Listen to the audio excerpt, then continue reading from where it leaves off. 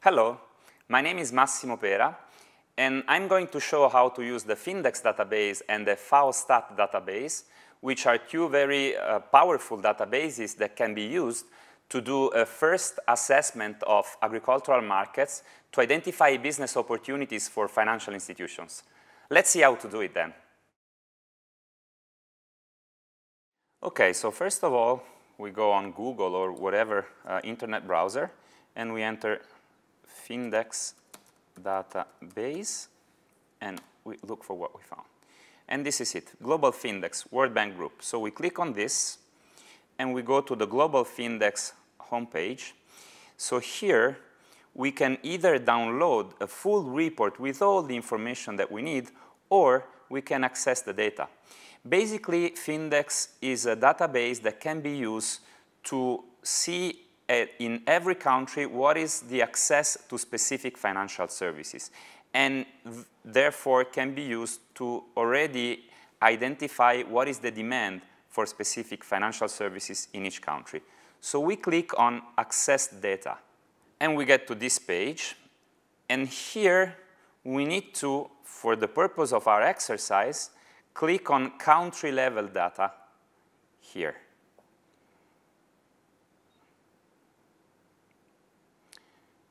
And this is what we get. Basically, on the left side of the page, we can choose among three main groups of indicators.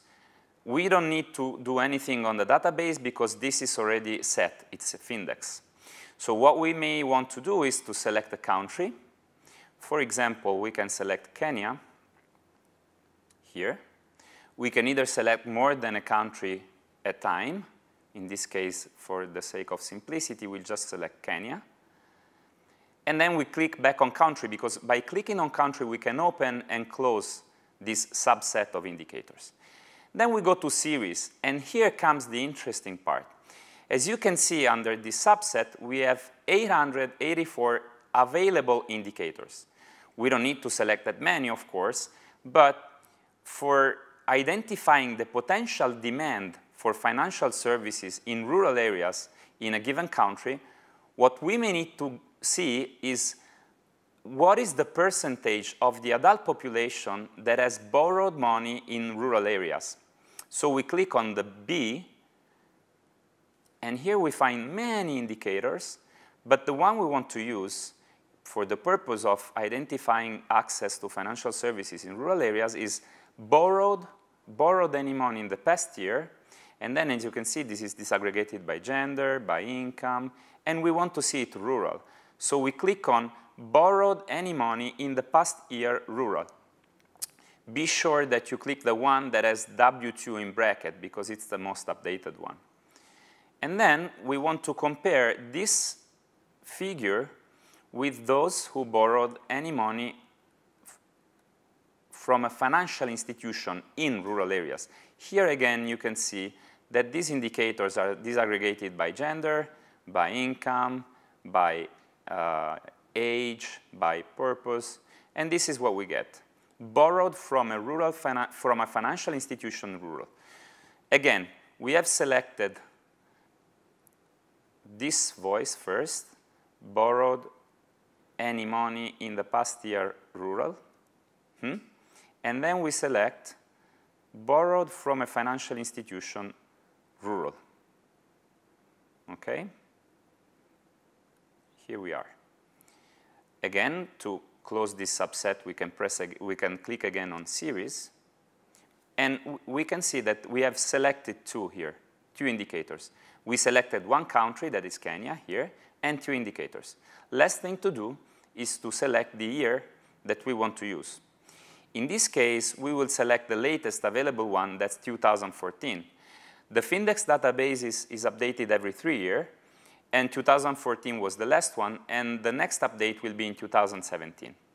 So once we can click again on time and close this subseries. So here we have selected one country, Kenya, two indicators, borrowing in rural areas and borrowing in a financial institution in rural areas, and the time.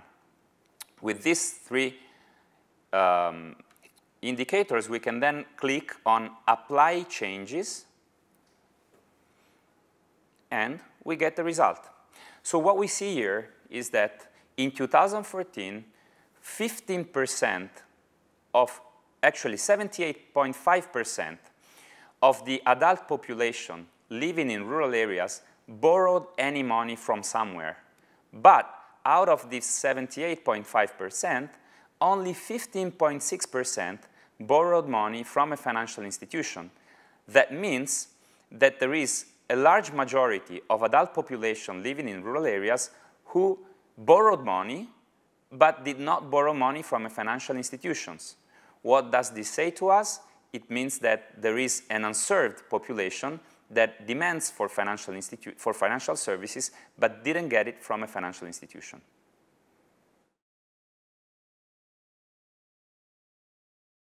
Okay, so in order to use FAO Stat, we need to make a research on Google or any other browser.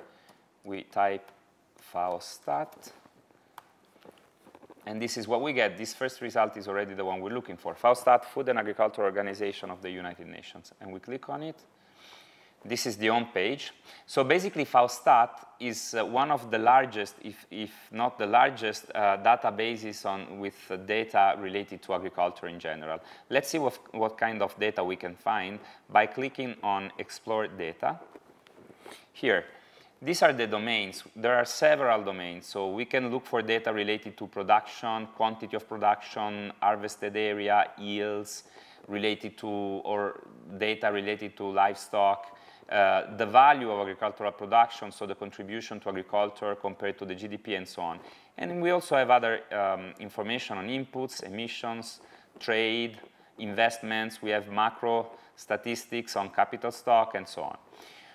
What we are interested to see here from the perspective of financial institutions who wants to have a first glance of production trends, and so with the purpose of screening the demand for screening the agricultural markets, we can select crops, for example. And here we have 4 different boxes. So the first one is to choose the country once again. So we can select, for example, Kenya.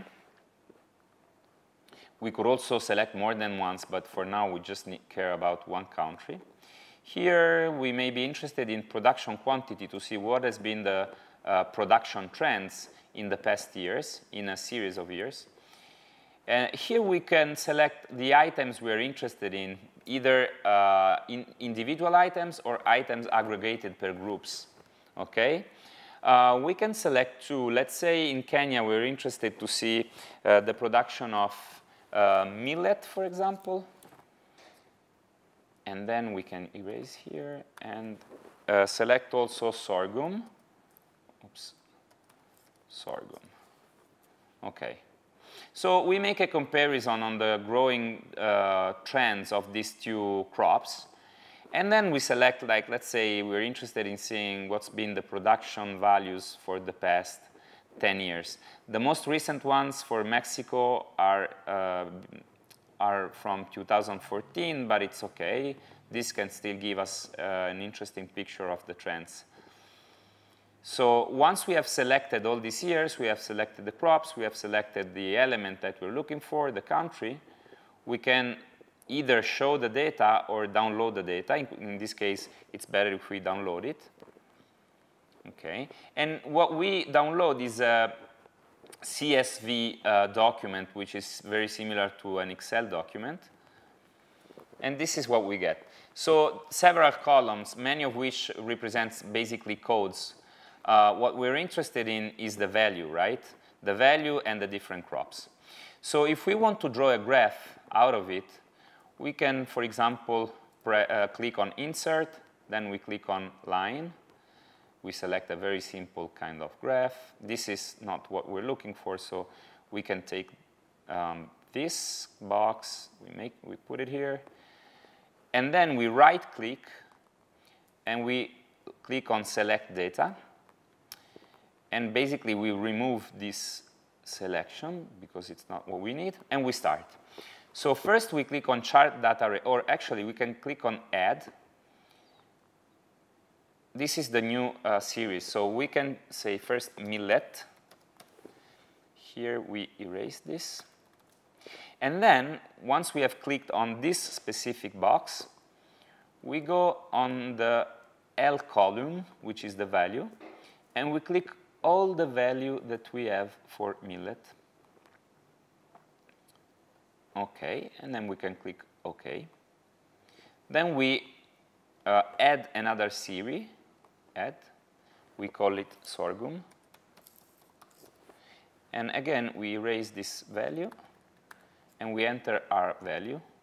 So still the L column, starting from 2004 down to 2014. OK? Then we click OK. Then, of course, we have to edit the horizontal axis labels. We edit here. And this is, we'll put the here on the X label, on the X axis. So we click on 2004, we scroll down until 2014, and we click OK here, and OK here. So this, for a financial institution, already is something interesting, because this shows that both millet and sorghum have been fluctuating until, let's say, 2008, when there was a huge drop in the production, but then it started growing again, and the two crops are still growing. So once we have the gross demand for financial services that we had seen through Findex, and we take the crops that we're interested on, then we can go farther with our analysis. We can do some value chain analysis. We can do some surveys. We can do some interviews. And with this, we can narrow our research and try to match this data that we get through FAO Stat with the Findex data. And this will give us a picture of a potential market that, as a financial institution, we could target.